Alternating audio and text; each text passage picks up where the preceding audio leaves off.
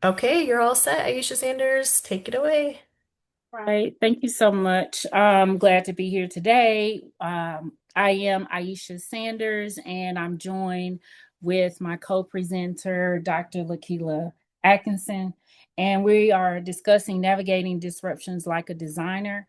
And the reason why we are here is to discuss the book that I discovered, but y'all already knew about at your campus. And I want to start with the housekeeping first. You may want to participate, so we're just asking that you mute yourself. And if you would like to send messages in the chat, feel free to do that to ask questions, but we will have Q&A available for you.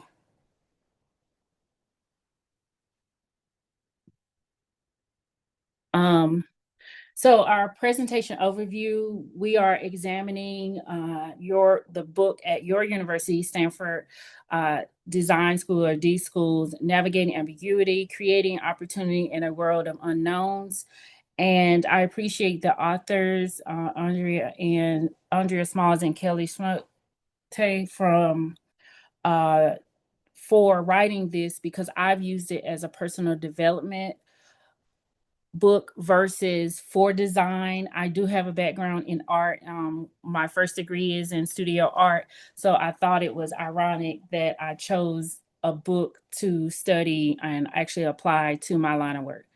I am a business continuity professional. I'm certified through DRII or Disaster Recovery Institute International, and I was privileged to win a scholarship in 2023. I started my business NC Essentials and out of Apex, North Carolina, and I've been able to apply a lot that I've learned through my certification.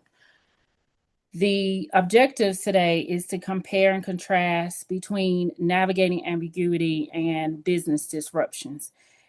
And we'll also discuss methods that are talked about in the book. And there are several methods, so we'll only discuss a few, and as well as discuss preparedness and outcomes. So, ambiguity, according to the text that we're reading, is about holding two ideas at the same time, understanding something in more than one way. So, really, duality, multiplicities, active interpretation. And I happen to like when more than one thing can exist, it is an active part. You use an active part of your brain and you actually have to problem solve. So, the other definition that we're dealing with is disruption. Sorry. And it is an event. So you can read it, but pretty much it's an interruption in normal business operations, and it can happen in government as well. So it's not limited to business, of course. And we'll learn further in another area that disruptions happen in. So, what I did was compare ambiguity and disruptions. And disruptions exist in organizations that are living, moving, active organizations. And even though disruptions happen, you still have to continue to operate if your intent is to serve the people, protect the people, or whatever the mission of your organization is. So ambiguity and disruptions are alike in that way, but the one thing that makes them alike is there are unknowns. They're unknowns in ambiguity, and I like how the book talks about embracing it and not just accepting being lost and then stagnant. So I like nothing about disruptions. So I don't know if you're like me. You go possibly to your favorite store or restaurant, and they don't have what you want, and you may look at it as if it's the organization's fault, like locally, and it could be a supply chain issue, and that's an example of a disruption.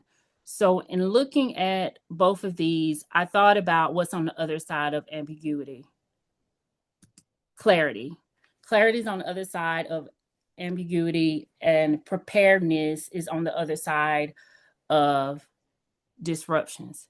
So when we do have clarity, we have all of these on the left, uh, creativity, direction, and collectively, we still have unknowns. So even if we have clarity, there are still things and obstacles we don't know, and we don't know that we're going to come to. And that's the same thing with disruptions. Disruptions will happen in your industry, in your daily life, but you don't know when and you don't always know how. And dealing with that unknown prompts preparedness, being intentional before something happens. The thing that tricks you about clarity and preparedness is that you become confident because you know something, or you prepare for the worst, or you figure out what the processes are for what you're doing or what you want to protect your organization against, for example. So you figure that out and then you gain a certain amount of confidence. But just because you have crossed a path in clarity does not mean you have enough to just settle. So, what I did is I put all of these together because collectively disruptions, if you have preparedness and you have a business continuity plan, or you start planning because you have gathered enough data on what has happened in the past, and then you use that data to prepare, you use that data to determine what processes you need. It's the same thing with designing. You gather enough what has worked before, you've gathered enough in these things that you're applying them, and collectively, I think that that's one thing that they have in common. You become creative when you have disruptions, and you feel more prepared. You have more ideas, you have conversations, you start to collaborate. You don't just stay within yourself. And preparedness is a team effort. But the book mentions about having a team effort in ambiguity, and you do start to have conversations. You don't just go within yourself, you do look outside of yourself. So there's an attitude about ambiguity. And one of the things that I wanted to point out is the thing that I was most interested in. So when I read the book, I got the book and I said, I really wanted to have a book club. Like, I don't know if you ever read just one book and you're like, this is the one that I want to talk about. And the thing that I wanted to talk about is the metaphor, because as a poet for years, metaphors are great visuals to apply whatever you are going through, or to explain to better explain something.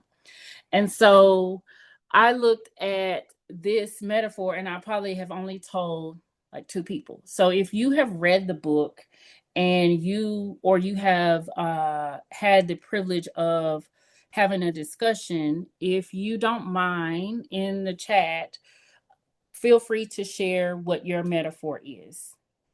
So, ambiguity is like, and then you describe an object or something that you, when you're embracing ambiguity in this method, you are comparing it to something. And if you are embracing ambiguity, you're actually seeing different perspectives of it and not just seeing it as a interruption, for instance. And then you describe what it is that way because. Here's my example. If you read more in the book and you want a deeper understanding, feel free to do that. But my point about this is how the attitude of ambiguity is something that will help you posture when it comes to preparedness. So, my metaphor is cheese. And the reason why ambiguity is like cheese, because it comes in different forms. When I think of cheese, um, I think of the block cheese, of course, what I've always eaten, and then the sliced cheese. And then I think about the different forms of cheese where it can be melted, it can be shredded. There are so many possibilities to cheese. And sometimes when we look at the unknown, it can look like something very difficult. But then someone else may look at that same situation as something creative. Again, going back to finding opportunities where you don't know everything or you don't know enough to move forward, but you still keep trying different methods. I think posturing when it comes to preparedness is like this. So when we come to ambiguity, maybe we don't think ahead that we're going to have the unknown, right? So it's really coming to a point or a wall and realizing I don't know how to navigate this, and then talking about it and using different methods. But preparedness, you don't wait. You actually use what you know in operations. So if you know this is a process that will make this, this, and this work, right? And you know that there's a domino effect when it doesn't work, you have to have a posture to think ahead and prevent what you don't want to happen. It doesn't mean it won't happen. It just means that you have a posture to respond, and you have a posture where the fall may not be as hard. And when we think about continuity, when I first learned the terminology, the industry, I didn't realize I was doing it on one other end. So I used to be a network tech for a hospital. So when we had downtime because we couldn't use the EHR. So the patient's records couldn't easily be accessed. And then we had to go to paper. The network team, the analysts, the whole team worked together. The system admins worked together. No, we are not medical, but because it was network related, and it was related to communication as well, we worked as a team. And that was one side of continuity that I worked on that I had always studied. And then I got to apply it. And it's not fun to be in those situations. However, there was already a plan. So the posturing is easier. It doesn't mean there won't be incidents or injuries. But when it comes to safety, this is why we need to think ahead, because continuity protects assets, protects life, and definitely protects your brand reputation. As you may see in the media today, people's brands are being discussed and challenged because of incidents or disrupt. So it causes disruption. How we take on our own opinions and then we experience or participate in boycotts, and we may have a position that then challenges a brand to respond. Now, one of the things going a little ahead was looking in and looking out. So looking in and looking out was one thing that is a method. So if you come to these points in looking in and looking out. So if when something is making you feel icky, and when the world is telling you something and you don't agree, getting to that part, line two, when the world is telling you something you don't agree, and for instance that's related to your brand. So someone or collectively your culture has been represented in a way that the world is challenging, you then go within your organization. So this is maybe talking about personally, you go within when it's talking about ambiguity as a designer. But when we're talking about an organization, we're looking in, we're discussing, we're possibly having surveys, possibly the suggestion box, but it's an active, intentional thing when you are looking in as an organization. So you don't just have a disruption and then just accept it. So one of the movies I thought about was one of my favorite, The Harder They Fall. So there is a character, Trudy, and played by Regina King, and I did say that right? Regina King? No, it's not. Anyway, It is? Okay, yay, I do know. So anyway, there's a line she says, um, the outcome is the outcome. And if you know, she's telling a story about how she got justice for her sister, and that's an active approach. So saying the outcome is the outcome is an active approach because you pretty much know how you're going to handle it and you know what the result is going to be. But in leadership, when we are challenged and we have to look within, we cannot just accept the outcome is the outcome. Oh, disruptions happen all the time. Oh, the lag is, it'll be fine. Oh, we'll just make do. And this is something that may be common in like for solopreneurs, and it actually happens even in large organizations. Just allowing the disruption to just be a part of the organization. So when I'm using that example, the outcome is the outcome, or it things will happen as they happen. We'll just see how the cards lay. That's a passive approach. So we have to balance our perspective and not just think of disruptions, for instance, in operations as a thing that happens, and we have to willingly accept that they happen and then take no accountability. Because we find out when we take no accountability, besides loss of life and injuries, and reputation mismanagement, there are legal fines or fines by whatever regulatory entity that mandates or regulates your industry. And by the way, if you are joining not and not ever having heard or read the book, here is the site for the book, d.school.stanford.edu. And here's when you go to the site, you'll see where you can buy the book now. So it's probably at your local bookstore, including these bookstores.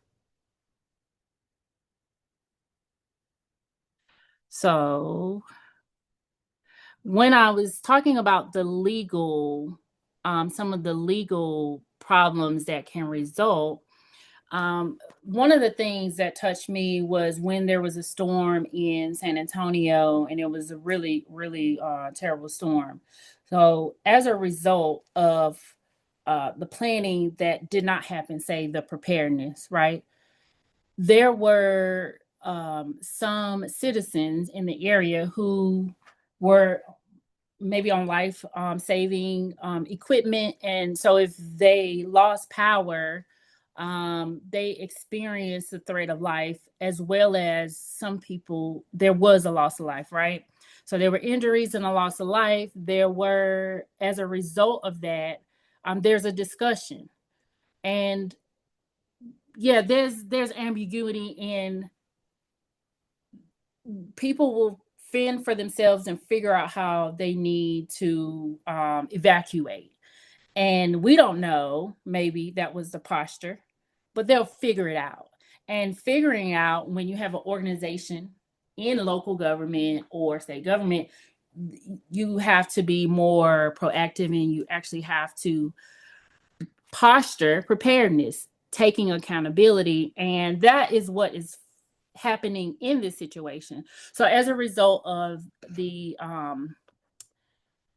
way that it was handled in San Antonio, which, you know, weather, winter weather, hurricanes, and all of those things that are acts of God are out of our control. And there is impact, and the impact is often out of our control. However, knowing and having enough data from the past, or looking outside of ourselves and gathering information about what worked for another organization, applying that, that's still data. And there's still always time to have the preparation that we cannot take for granted. So in the time where we say there's a quiet before the storm, that's when we should be prepared and we should be testing out what may work. Even if we have preparedness, I do want to say it does not mean there are no unknowns. even if we have preparedness, we are not clear and free of, you know, the unknowns in the gray area. They still exist. As a result of that storm, some citizens came together. They were represented by an attorney or a law firm, and they were attempting to sue.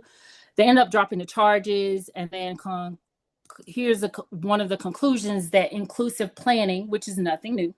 So a lot of times there aren't new ideas. We just may not have tried them or had the right discussion or enough discussion about what could work when it comes to preparedness, because it's before something happens.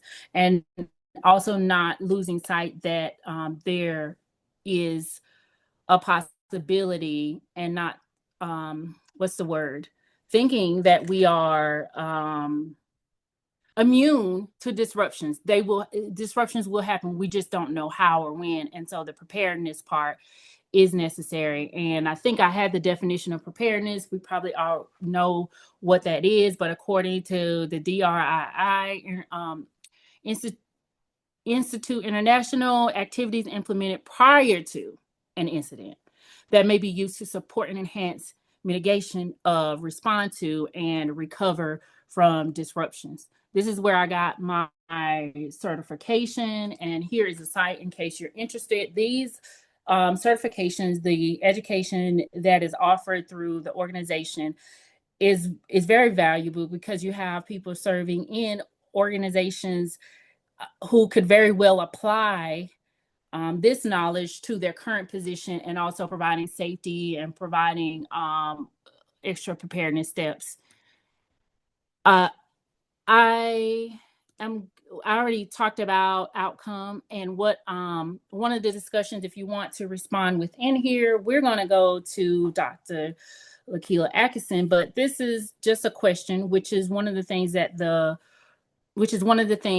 book says is it's an ongoing conversation, embracing and approaching ambiguity, and so is preparedness. So just because you have checked off certain things in a continuity plan does not mean it's the end all be all and finite. You continue to do annual reviews and all. And so my question that I pose, which is what they said, to pose questions at the end, is what does preparedness look like in your organization? And that could even be in your family. And having that foresight actually prevents a lot more headache than we actually give credit to. These are ways to connect with me, and I'm going to move on to Dr. Lakila Axon, who is sharing from the academia standpoint.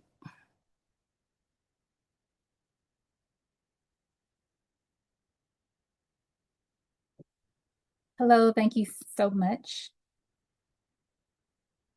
Um, Let me. we are gonna transition just a bit, but again, thank you so much for this opportunity, and thanks to my co-presenter for such a great discussion on disruptions. Um, As mentioned, my name is Dr. Lakila Atkinson, and I come from the standpoint of both education, higher ed. I'm a college professor, but I'm also an entrepreneur, and specifically as a writing consultant. So I want to talk a little bit about disruptions in teaching and consulting. And today, my focus areas are really going to be about teaching and writing, and that kind of transitions a bit in the higher ed sector.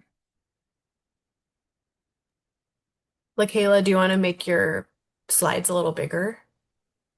Yes. Awesome. 1 second. Mm. We're doing it as a slideshow. Can you let me know whether or not you can see that? Yeah, we can And see it, but possibly expand the window. okay, Oh, maybe in the we are upper working on that. left. Yeah.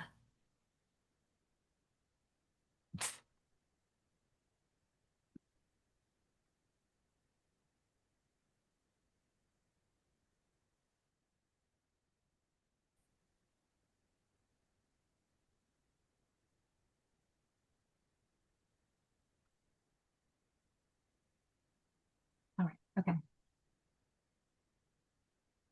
All right. Okay. Thank you. Can you see that better? We can see it. It's the same, but no worries. Yeah. If anyone has issues, we can address them as they come. Okay. All right. Thank you. All right. Great. So yes, again, I come from my areas of teaching and writing, consulting, and higher ed. So I am speaking from my experiences in both and how disruptions have impacted the way that I serve clients and students. All right. So my first challenge is network lags. And as we know, technology is really a part of our everyday lives. So I want to talk about addressing technology fails. Efficiency in business requires consistent access to data. Many of us are relying on some type of network. So this means establishing a reliable and safe internet server, securing storage to accommodate a range of content needs, and utilizing systems that promote streamlining and intuitive learning. I do want to give an experience or reference an experience with an editing project that I had. And of course, we know that there are deadlines attached to any project or task that we have. And one of my challenges or disruptions was that consistent network. So there was a lag there. And it really did impact the productivity and the efficiency of being able to carry out that task of editing. Challenge number two, the rise of unregulated technology. All right, so everybody's having conversations about unregulated technology and AI. And so that is no different in this particular space. So we are in this digital space, and we know that the rapid expansion of technology, it can lead to a range of possibilities. But many of those may be difficult for educators and institutions to navigate. So that means identifying ethical use of AI in writing, emphasizing originality and idea and voice, and maintaining human-centered connection while adapting to rising AI tools. With my experience as a college professor, I've noticed that, of course, there's an over reliance on AI tools. And this leads to or has led to a loss of original ideas and just critical thinking and assessment of research, and that just being able to evaluate and vet the different information that we're constantly getting in our ear and eye.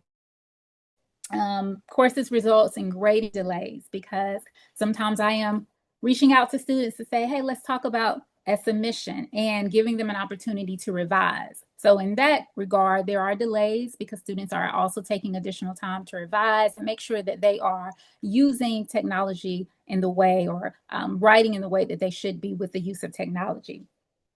So one thing that's important is making sure that students have a recognition of what AI tools are. I'm constantly learning as a professor that students may not really understand what we mean by AI tools. We know that learners today have pretty much grown up in the digital era. So being able to establish that Grammarly is still considered an AI tools and the way that you use it may make a difference, or Claude or ChatGPT, the different tools that we have. So being able to recognize what those tools are, first of all, and then the identification of what is ethical versus unethical. Is it okay or ethical for an AI tool to help me to actually write the paper for me, or can I use it to help me with brainstorming and generating ideas that I already have? I'll also say like the emphasis on idea creation is so important because sometimes the original ideas just really seem blurred, what I'm getting help with versus what the AI tool is doing for me in place of my own ideas. So that idea creation, emphasis on that rather than this quick finished product because I have these tools right at my fingertips. And that human connection can often be lost because those ideas, those original ideas, or we lean so much, where students have leaned so much on this reliance, this over reliance on technology, that it hinders the idea development. So the lines again are blurred between what I actually thought of and how AI tools were helping me or supplement to my own thinking. So I mentioned two challenges. So the first challenge again was the network lag. So I want to introduce solution number one. That's that idea of storage backup. So here, I say that your senior is important. Technology, we know, is unpredictable. Technology can be great when it works, but we know that technology does not always work. Sometimes the networks are down, whether it's our phone networks, whether it is our work networks. But it requires users to pivot to meet the response, the needs of our clients, right? And for me, I think about that so much in the work that I do as a writing consultant. So it means exploring multiple options for task completion, ensuring data privacy remains a priority, and managing deadlines um, with the use of alternative tools. So challenge number one was the network lags. And after several computer attempts or shifting from one computer to the next, and also working on the Wi-Fi home network, but also shifting to my personal hotspot, I realized nothing was working, right? So I was taking up time and it affected the efficiency in my deadline. Was I going to meet that deadline? So what, of course, we have to do is pivot. And that meant that I had to physically change my scenery. I had to go to the public library and complete my editing project. This movement, this change of scenery worked because the cloud storage, I often depend on cloud storage for keeping or hosting my client information. It is protected, but it kind of moves with me wherever I go, right? I don't have to keep track of always this physical piece all the time, even though that's a great backup. So the cloud storage allowed me to make changes in real time. I was able to log on with my personal accounts. It was tied specifically to me, so it wasn't like publicly available for anybody just to access. But then I didn't have to worry about like a USB maybe not working, something failing just because it wasn't plugged into a public system. So the data was still there, but I was able to maintain the physical information. And fortunately, with that change of scenery, quick thinking, I was able to meet my deadline.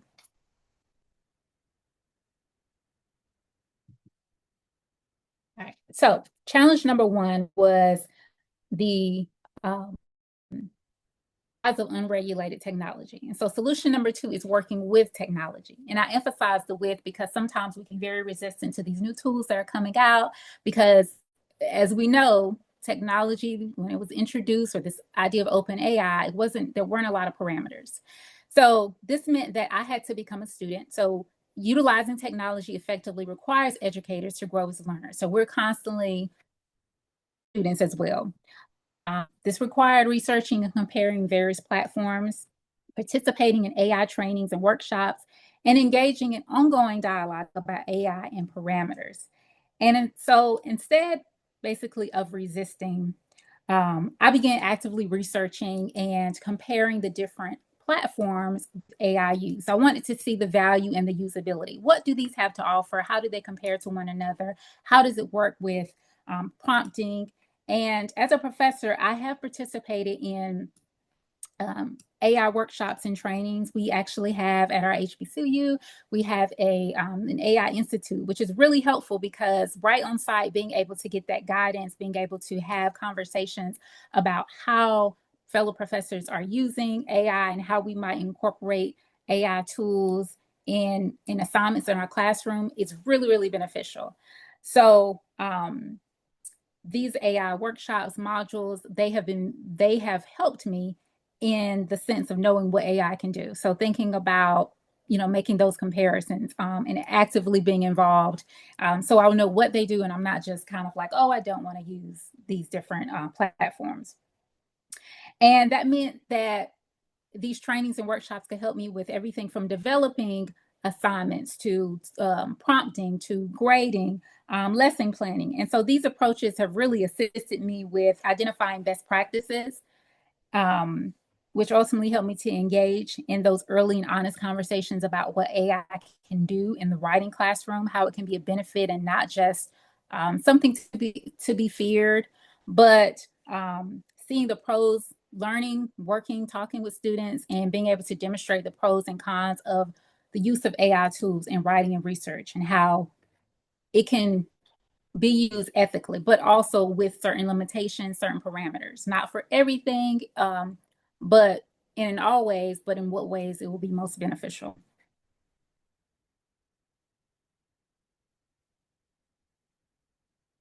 All right. As I conclude, I encourage you to keep in mind a few takeaways today, just with both of our presentations. We know that disruptions really do not equal to being avoidable. They are a part of life. They're normal, especially in the educational environment, in writing.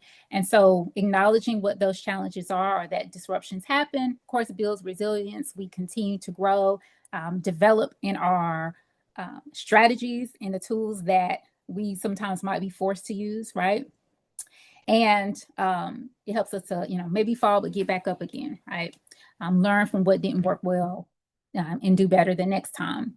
And of course, is essential. So knowing that solid backup options make a difference, the consistent engagement with the resources that we have available within conversations, the digital tools, those are all of the recipe for continuity, which my co-presenter talked about. How do we continue to make sure business operations flow in spite of disruptions, and productivity? How can the outcome work the way that it is intended, right?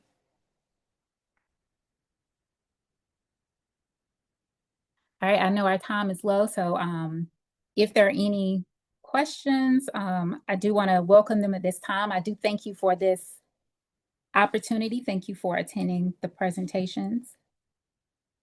And I do have my contact information on the slide. I'll put it quickly. There's a QR code. I don't know if we have time, but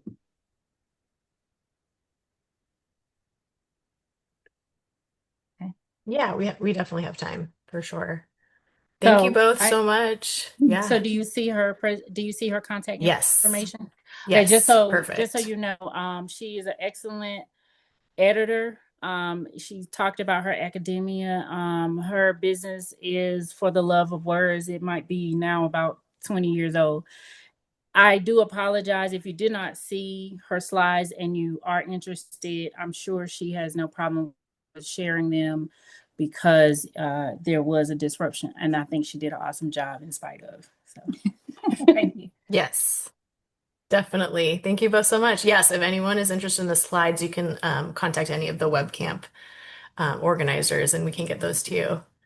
Great. Does anyone have questions, comments? Feel free to jump off mute or in the chat.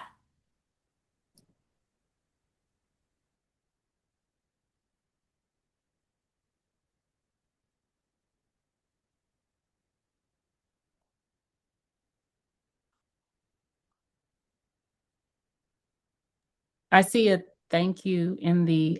Oh, thank you. Yes. Thank y'all. Thank you. Couple Thank y'all thank for attending. yous. We definitely appreciate it. This was our first year, so glad to be included and to be able to share.